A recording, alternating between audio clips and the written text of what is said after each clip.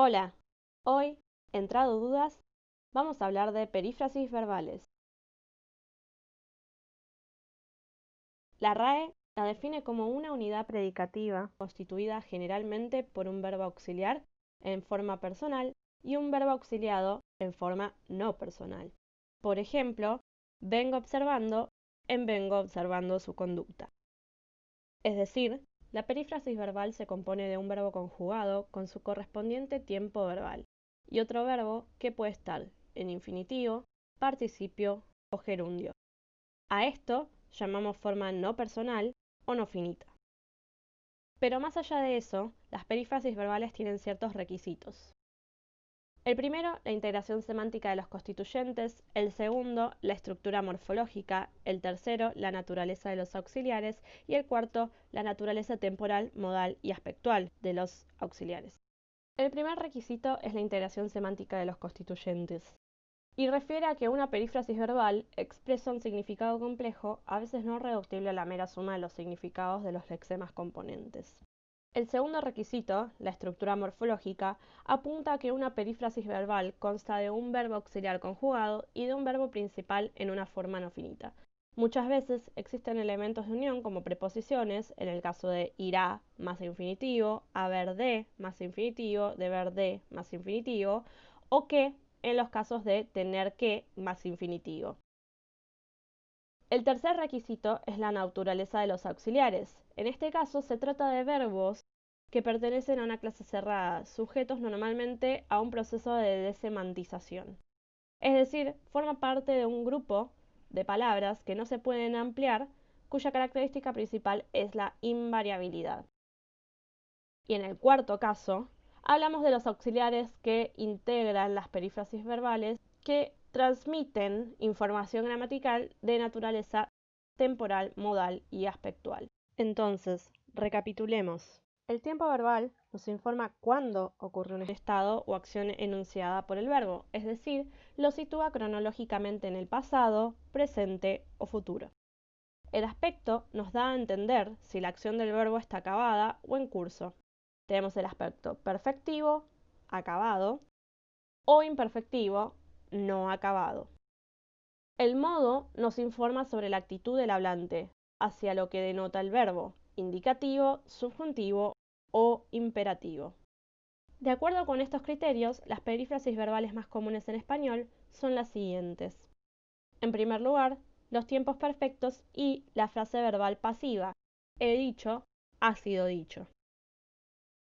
El auxiliar haber de los tiempos perfectos y ser de la voz pasiva carecen de todo tipo de significado léxico y rechazan la interposición de material léxico entre sus constituyentes. Por eso es que no podemos decir ella ha presentado el informe, sino que tenemos que decir ya he presentado el informe. En segundo lugar, tenemos las perífrasis temporales y obligativas.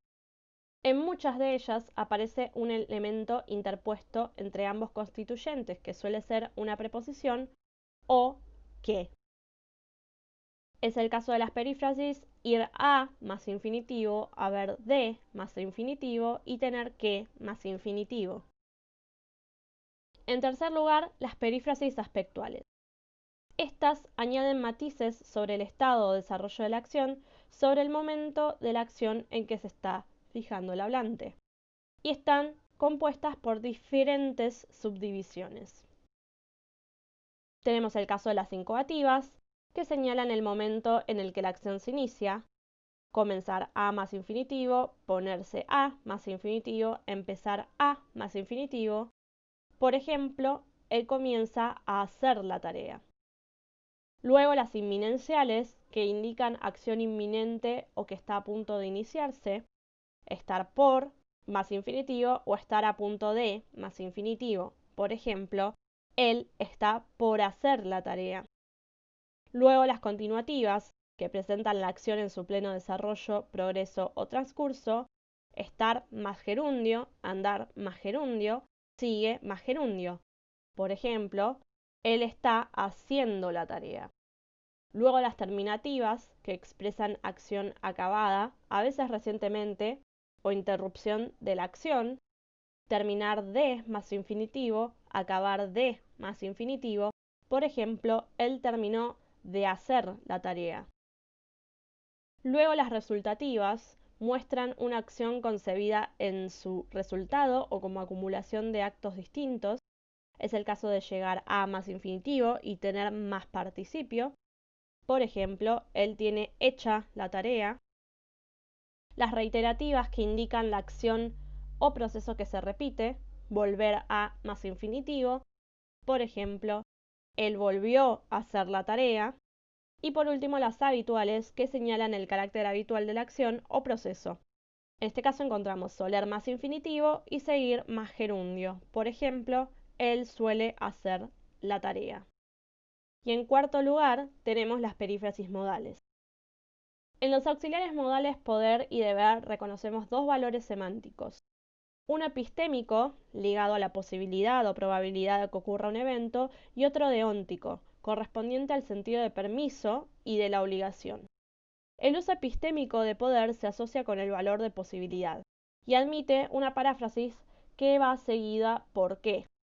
Por ejemplo, Juan puede venir esta noche, puede que Juan venga esta noche, ayer puede no haber venido.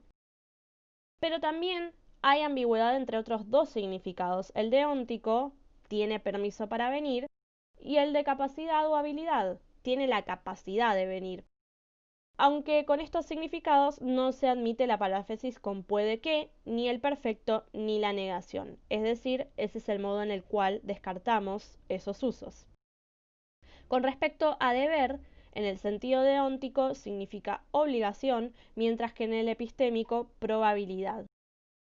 Por ejemplo, Juan debe venir esta noche, Juan debe no haber venido o Juan debe de no haber venido anoche.